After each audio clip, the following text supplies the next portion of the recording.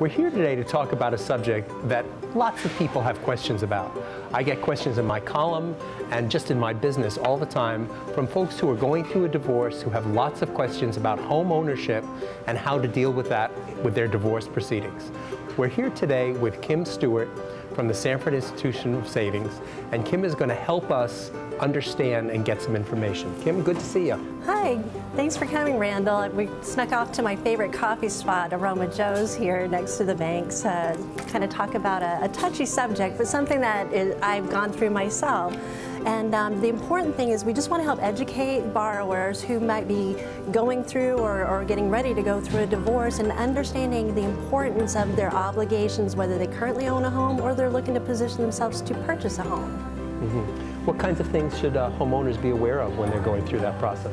Well, a lot of it is about your legal liability. If you are on the deed to the property and you sign the mortgage note, that makes you obligated for repayment. And a lot of times we'll see in a divorce judgment that the judge has set aside the property to one party or the other, and that doesn't release you from the obligation of repayment of that note. So the best thing that we suggest is they either refinance or pay the obligation off so that the parties separate with their own debt and obligation. Good. What kinds of things should people be looking out for when they're going through this process?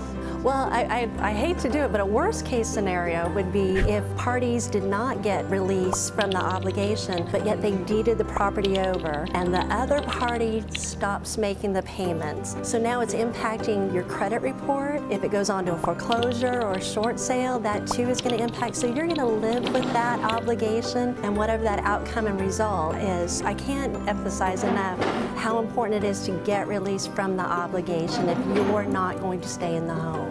And once people tell you you're released, you have to follow up and make sure you have been released. Absolutely, yeah, that's absolutely. Something I see a lot of.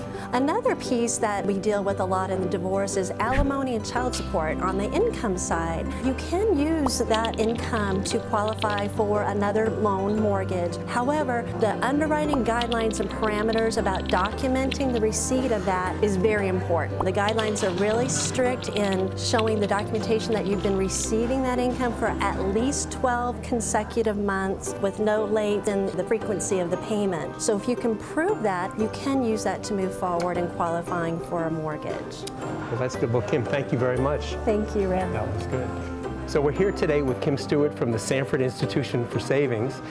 And the world of divorce is very complicated, but you can give Kim a call to talk about your home ownership issues, your legal issues with home ownership, and she can clarify them for you. Simon says, Sanford Institution for Savings, they want to help, it's the place to call.